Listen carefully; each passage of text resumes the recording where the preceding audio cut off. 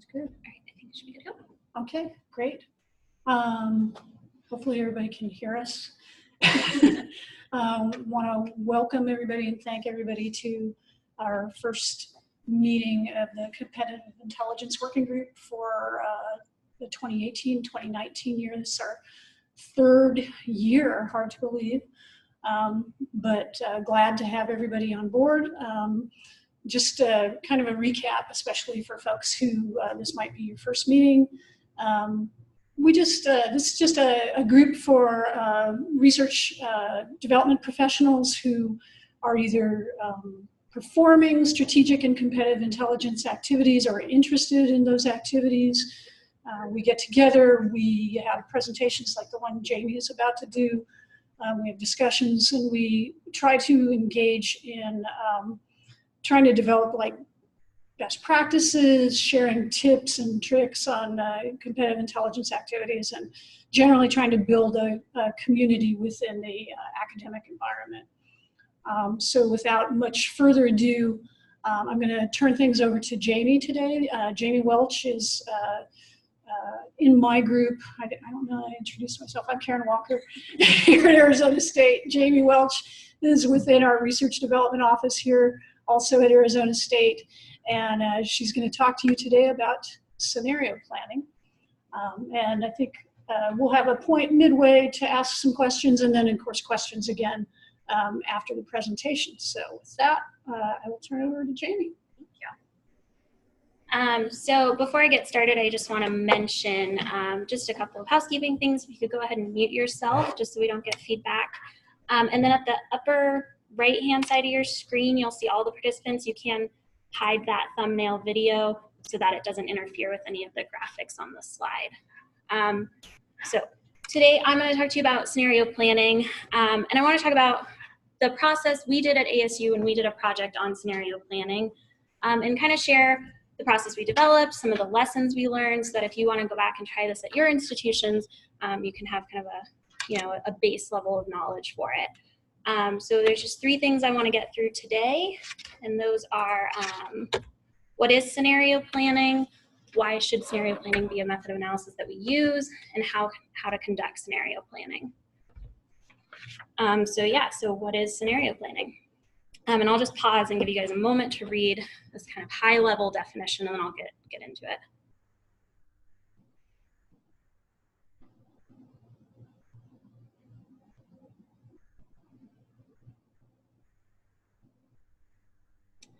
Okay, so scenario planning is a method of analysis that is used to project alternative futures. And so what it really does is you're asked a question, right? And it's based on the idea that, we can look at the environment around us today and kind of make projections, but in that environment, there's all sorts of uncertainties and there's risks. And so it's based on the idea that if we can take those uncertainties and those risks and highlight them to project different sets of futures dependent on those uncertainties and risks, we could actually provide intelligence to decision makers that was more resilient and more actionable. We'd give them a better picture of all the possible outcomes of their choices. And so Peter Schwartz is kind of considered like the grandfather, the pioneer of scenario planning. And the kind of quote he uses to describe it is that the future is plural. So we can't know which version of the future is going to happen, but we can, provide analysis and recommendations for each of those sets of the future that we can, imagine. So on the first slide, I had this picture of this woman, and it's a cool image, but it's more than that. It kind of is a great depiction of what scenario planning really is. It's taking into account your environment, all of the factors in the environment around you, all the data you can find that's related to the questions you might be asked by a decision maker, and taking those environmental factors to forecast what they might mean for your organizational strategy. And I want to emphasize that this is really about strategy.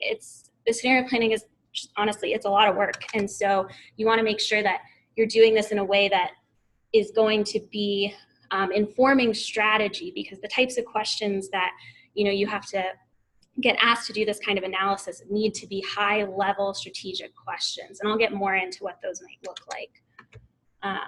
And so just for kind of a depiction of it, so typically we start with our analysis and we start at, point A, let's say, and then we go through and we formulate recommendations of how to get to whatever the end goal we want is. So our organization wants to do X, and how we as analysts inform decision makers to get there, let's say, is called Plan A. And so in traditional analysis, that's where we stop. We say, we're here, you want the organization to be here, and here's all the different things I'm seeing and ways we can get there. But scenario planning takes into account that sometimes Plan A just isn't an option. You might have projected things to go one way and they don't go that way. And so it says, if Plan A is not an option, maybe we should consider Plan B, maybe we should consider Plan C, and maybe we should consider Plan D. And scenario planning goes through all of those different ways to get to your, your desired outcome. And so kind of just a flow chart of how this works is you have your current situation, and you think through as an analyst all of these potentials for uncertainty and risk, these things that we'll call strategic shocks, to determine plausible future scenarios, places that might potentially be in a couple of years or 5, 10 years. And then you formulate recommendations based on all of those scenarios to say, if we want to achieve our desired outcome, this is the method this is how we can get there. This is what I recommend as a strategy for achieving those outcomes. And so one of the things we thought through when we were starting this process is, well, how is scenario planning different from other methods of analysis? And so we looked at scenario planning and how is it different from forecasting? How is it different from visioning? And really what we found was that scenario is all of the possible and plausible futures. It's not just the probable futures, just like what we would like to see. It's not our desired futures either. It's really just a broad spectrum of all of the possibilities and all of the plausible scenarios that we can see moving forward. And so it's the best case scenario and the worst case scenario. The other thing is scenario planning is uncertainty based. It's not, it's based on the fact that we don't know which future is going to happen, right? Again, the future is plural. It's not based on things that we see today that, project what we would like to see in the future or project, the certainty that we think we know. It's truly based on the idea that we don't know what's going to happen. And so we kind of need to lean into that and illustrate those risks and illustrate to decision makers that there are multiple paths for our institution, and we would like to go one place, but there are other places that we can go. And so it's really just, trying to figure out how we can illustrate those risks instead of hiding them to inform decision makers and to give them the kind of broadest view of the environment. And so when we did scenario planning here at ASU, we leaned on a couple of documents. And so I just kind of want to highlight those documents. Shell, the oil company, does scenario planning, and they've kind of been a pioneer in developing methods for scenario planning and exploring how they can use this to deepen their strategic thinking. And so I kind of want to highlight a couple of things on this slide, and that is on the first document on the left there, they have this timeline. And so that just goes to show scenario planning can be very far into the future. When we did this at ASU, we did it just for about 5 years out, and I think that's probably, in my view, the most kind of best way to do it, because it's very, very difficult to predict what might be happening in 2070. But we can get a good idea of, potentials for, 5 years from now in 2023. And then I also just want to highlight the topics of these scenario plans, right? So Shell is an oil company, and the topics of their scenario planning are related to the Paris Agreement and to having net zero emissions. So it seems pretty opposite of what you would expect from an oil company. And that's because scenario planning, again, is focused on organizational strategy. So these scenarios look at, given the way the world's going right now, this is something we need to plan for so that we can be successful as a company in a new kind of environment. And then the document we drew most heavily from was a document by Fuld & Company. And this document came out before the new administration was elected and before President Trump took office. And so they looked at healthcare scenarios in a Trump world.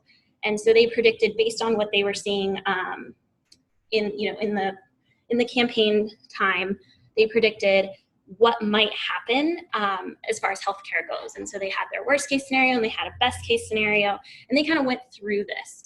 And the way that they did it was to kind of use this as like a journal. So they wrote this in 2016, and the analysis was written to be as if it were January 19th, 2021. And so they put themselves in the future and said, looking back over the past 5 years, post President Trump taking office, these are the things that happened, and this is where we are today. And so that's kind of what we did with our analysis here at ASU as well, was we looked, we put ourselves 5 years in the future and said, based on the past 5 years of actions by our decision makers, here's where we're at. And then at the end, we were able to recommend those actions to get to the best case scenario. So like I said, I just want to pause here, just as I've described what scenario planning is, just to make sure we're kind of all on the same page, because I don't want to keep going if we're not. So if you have a question, just please unmute yourself and go ahead and ask. If not, I'll keep moving forward. Hi, Jamie. This is Faith Hawkins from Indiana University. How are you? Hi. A quick question, which may anticipate where you're heading. It would seem to me that the possible uncertainties that one might have to factor in are possibly limitless. And I'm wondering, is there a correlative strategy for sort of narrowing down? I saw that the FOLD one, seemed to focus on 3 things: political dynamic, economy, and industrial structures. Do you have strategies, or can you, maybe at a later time, point out strategies for limiting the uncertainties that one might tackle in scenario planning? Yeah, of course. I will absolutely get into that. And that was, a large part of our process was figuring out, we have all these factors and how can we narrow them down? And so one of the things we really thought about was what's plausible. And so what are these broader impacts? And I will totally get into this more as I get through how to conduct scenario planning. So if I don't answer your question by the end, I can, follow up with you again. Thank you. You might want to check the chat too. Okay, how do I do that? I don't see any chat. No Oh, chat? you don't see the chat? Okay, great. Then I'm going to keep going. So the next topic I want to cover is like why use scenario planning. And so I'll just again pause, give you a chance to digest this information.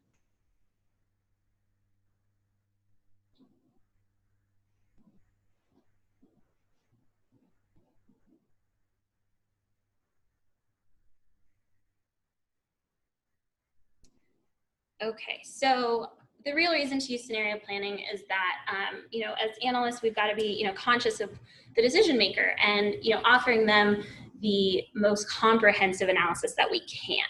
And I think scenario planning is so responsive to environmental changes because you predicted those changes and highlighted those potentials for change and then responded to them in your analysis, that it reduces the likelihood that your decision maker is blindsided. And so what I mean by that is if you're looking at a topic that you've been asked to analyze and you do a traditional analysis where, you're saying, okay, this is what I'm seeing, this is where it's going, so on and so forth. But in the back of your mind, you're like, well, this could play out a totally different way. And let's say you don't highlight that. If that's not highlighted, your decision maker won't know. And the worst case would be that 5 years from now, your decision maker is totally blindsided by this and you could have let them know. So if you can give them that early warning, that heads up, it can stop those unwelcome surprises.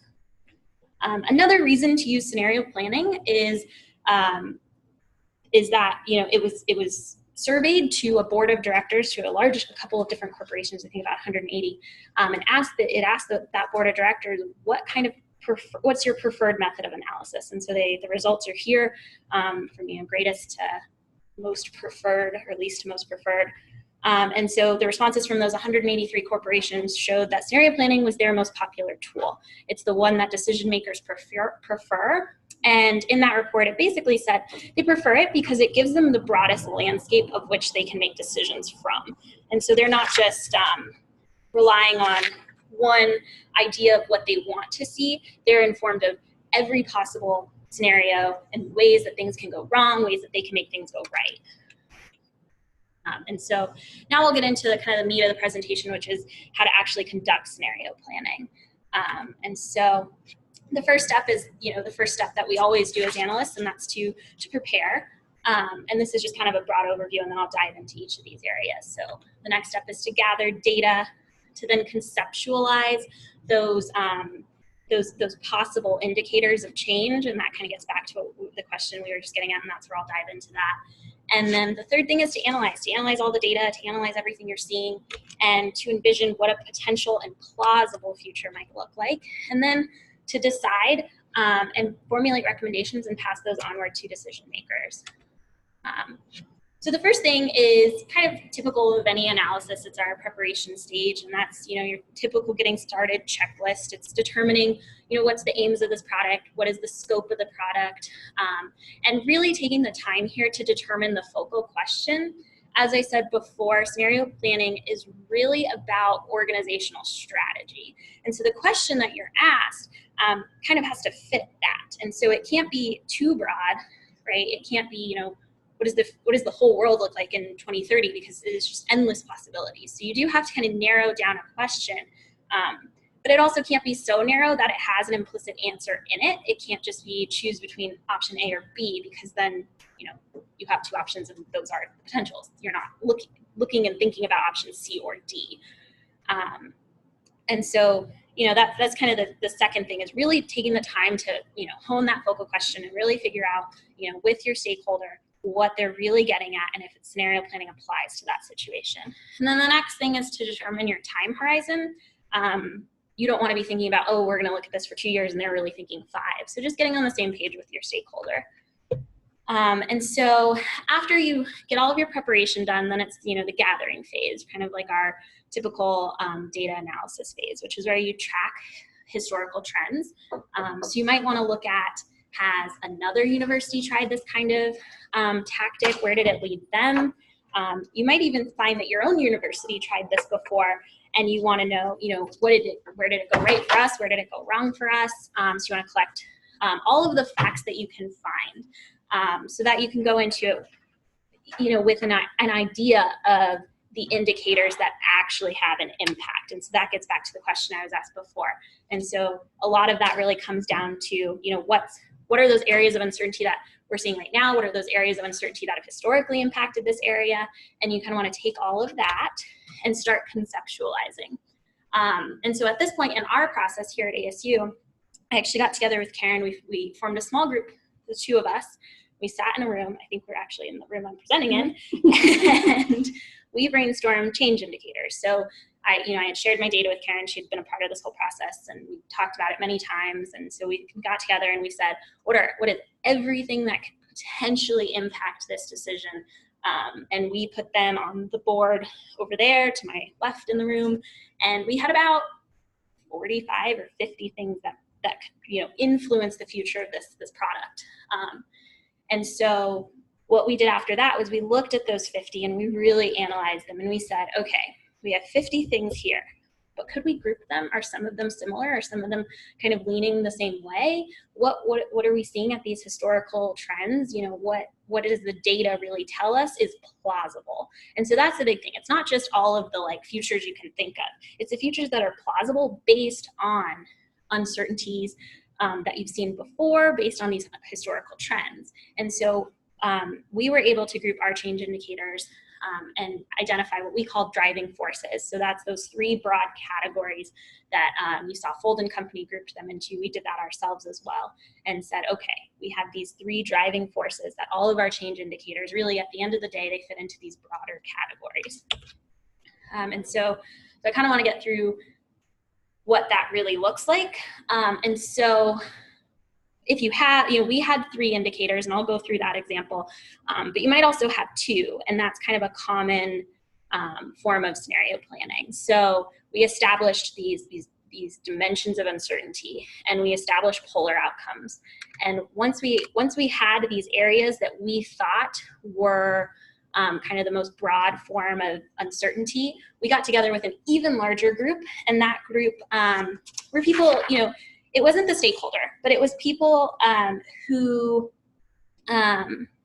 understood the topic, who had experience in the topic, who had experience in research development, and, you know, kind of worked with us and knew our organization really well, so that they could say, okay, you've really thought about all the possibilities. And it was just kind of a check for us to say, this is kind of, we've thought through everything, we've established these 3 areas, in this case 2. So once you have these areas of uncertainty, these axes of uncertainty, this is kind of just an XY chart, which is one way to do it if you have 2 axes of uncertainty, and you can plot your scenarios from worst case scenario where you have 2 double negatives to best case scenario where everything goes really, really well.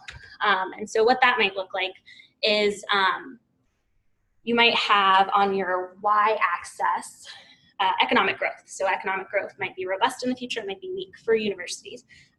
And you might have public response to what you're doing or student response to what you're doing. And that might be very enthusiastic, or it might be very critical to the decisions that are being made.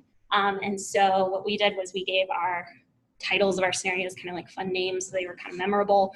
And so we have the good place, which is based on the best possible outcome. The public is happy with what we're doing, our research expenditures are growing, things are going great, versus what we called game of woes, which was the public's not happy with what we're doing and our research expenditures have suffered. And so I just want to go through some of the common critical uncertainties that, as of reading all of these different forms of scenarios we found. And so a lot of them consider the economy, which for university, again, might be research expenditures, public attitude, policy. So our state, local, or federal policy is going to affect this area in the future. Is public behavior, which is a little bit different than public attitude, going to affect the future? The climate, which could be a lot of different things. It could be climate change, it could be the climate of topics, it could be all sorts of things, technological progress. So if you're looking at a specific topic and tech might have a huge impact on it, that's something to consider. We can't exactly predict what tech might come out, but we can formulate ideas based on what we're seeing today. And then commercial interests, so always considering industry. And so this is how we did it here at ASU, because once we narrowed down the topics that we brainstormed, we could really narrow them down to 3 areas. And so those were financial growth, the community response, and the political dynamic.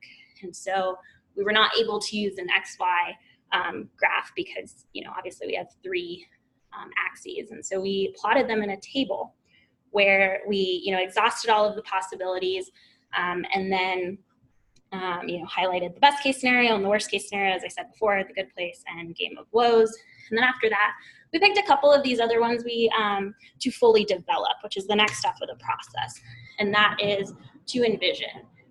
And so once you have these areas that you're like, okay, this is the way we see this going. So you want to put yourself in this mind frame of, if you're in the good place, financial growth has been robust, the community response has been enthusiastic, and the political dynamic has been one of advocacy for what you're doing as a university. And so we put ourselves in that scenario, and we envisioned that we were 5 years down the road, and we wrote journal articles that were basically stating, this is 5 years down the road, this is how things have turned out. And we wove in recommendations and best practices into those scenarios, so that in the good place it was, President Crow took action X and it turned out really well for our university, so that it tied into the recommendations we would later make, versus in game of woes we had scenarios where it was like, oh, our decision maker did this, it didn't go well, and so on and so forth, so that as you read through those scenarios, the idea and the picture was painted of how we got 5 years down the road. And so that's just kind of the next step there. And then once you've developed and envisioned those scenarios, you want to decide, which is determining all of the implications and options and formulating recommendations. So how can you, let your decision maker know that 5 years down the road, this is what you've envisioned. And based on all of the data, the strategies that your organization espouses and the ones you are pushing for, these plausible futures, all of the uncertainty, all of the risks, and all of these separate forces, how can you let them know this is what you recommend? And so that's kind of the last thing we did, was we had all of these scenarios that had these recommendations woven into them, but we, at the end of our document, we finalized it by providing specific recommendations for getting to where we wanted to go, for avoiding the worst case scenario, and just to kind of inform the decision maker of all the possible outcomes and all the ways that they could find the best case scenario. And another thing I want to mention, and this is kind of my final slide because I want to leave it open to discussion, is that we provided actually 2 documents. So we provided our document with the more journalistic style of scenarios and of that nature. But we also provided a data document, which was supplemental, and it had all of the data, all of the ideas we had gone through, and it was kind of more of a traditional form of analysis so that they could, see the data and kind of analyze the data on their own as they went through the scenarios. So just to kind of recap the process of scenario planning, it's a long process. And so the first step is to prepare, right? To talk to your stakeholder, to gather all of the data you can so that you can conceptualize plausible futures that are grounded in data. And then to analyze that data to determine what possible driving forces there are, whether that's 2 forces or 3, and then to envision what does the future look like in each of these scenarios that you select. What is the good places future? What is game of woes, and what does that mean? And then to go on and decide and to let your decision maker know, based on everything I've analyzed, this is what I can recommend to get you to the best case scenario. And that's kind of how you do scenario planning. And so I want to leave a lot of time for questioning, so because it's a tough thing to get into, so I want to make sure we can chat about it. So I will go ahead and stop sharing my screen and let you know that we can have some time for discussion if you just want to unmute yourself.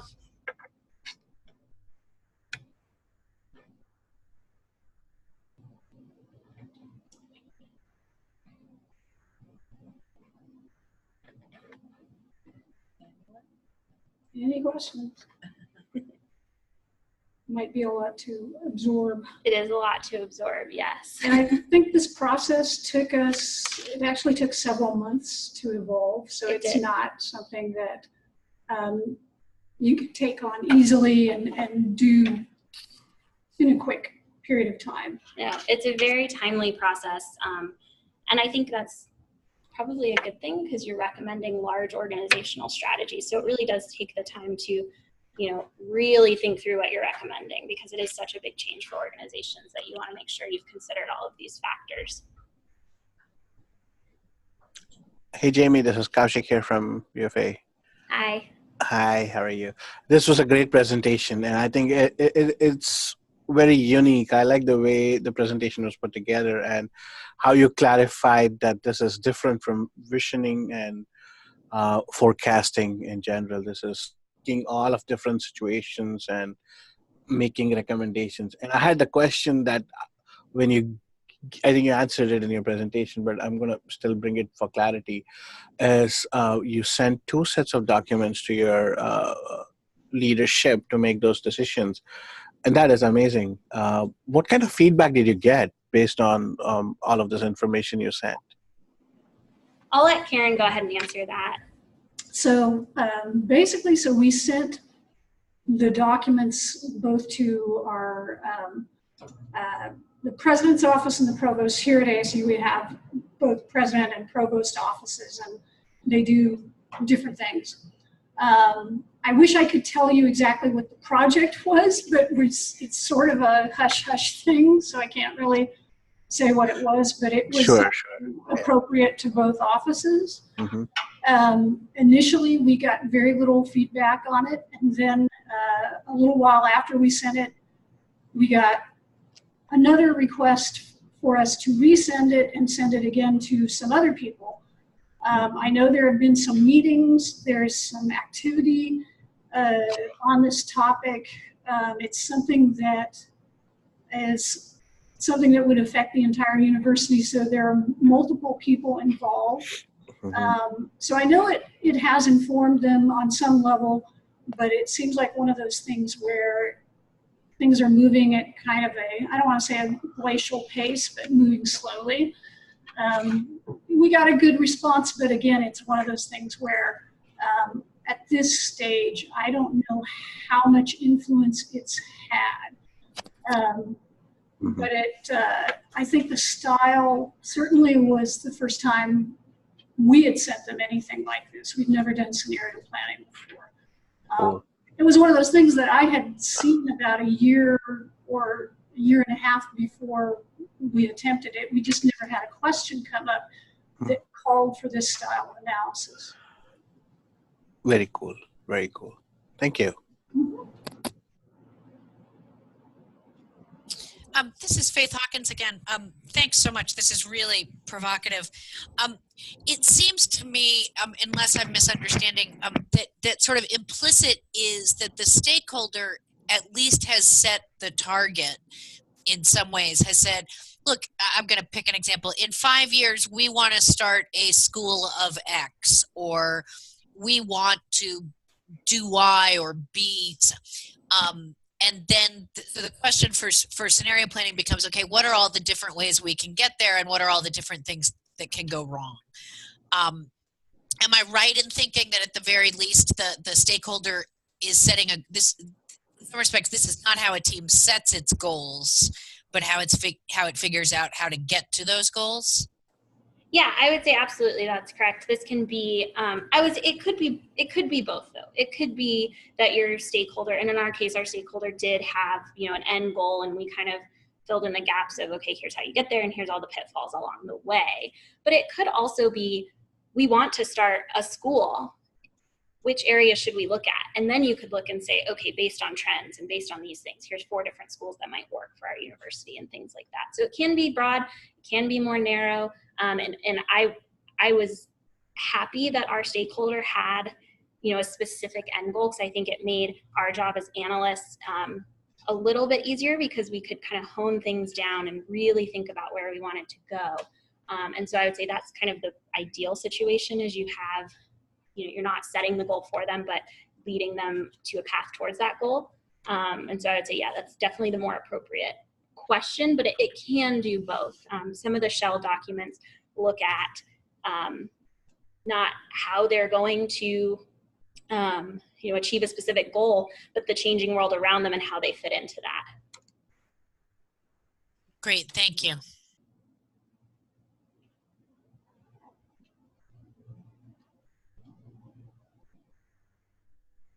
What surprised you about the process? Surprised me about the process? That's a really good question. I think I was surprised. I was surprised at how much I enjoyed writing the journal style. It was not something I'd ever done. It was something I thought was going to be really, really challenging, but it was actually really fun to write in a way I hadn't written before. And it was kind of fun to get to toy with graphics and try all of these different things in that process. I was also surprised by the amount of data that we had to collect, right? Because you come up with all of these plausible options. And so to do that has to be grounded in some sort of data. And so it was a huge data dive. We looked at a ton of different data, a lot of different areas of data, and just kind of a way deeper dive than I think I thought it was going to be. I kind of expected when I went into this that it would be, okay, well, we're going to answer this question and it'll be, maybe a couple of sheets in Excel and it won't be a big thing, but it turned into an entire separate document. And I think that was a great thing, but I wasn't truly expecting it when we started. Okay, thank you. Were you surprised by anything in the process, Karen? I don't know about surprise, but I think if I were to do it over again, I'd probably do a couple of brainstorming groups with the other people. The one brainstorming group we did with our topic experts was really helpful, and I kind of wish we had done a couple of those. But I think because of time constraints, we just did the one. But I think if and when we do this again, I'd like to schedule maybe a couple of sessions, and maybe earlier than we did. I'd agree with that, because their feedback was, it was phenomenal. Yeah.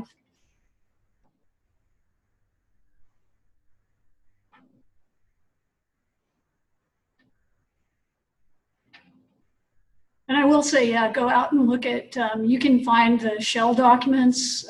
They're really interesting, although really long.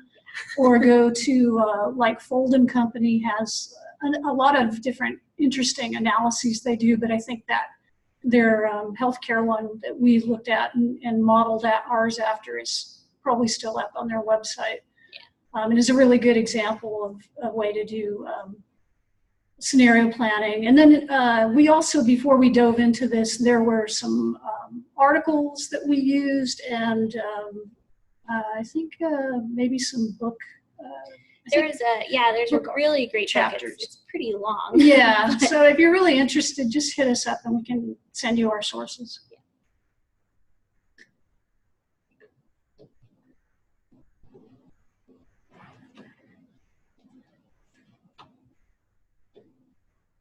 Any other questions?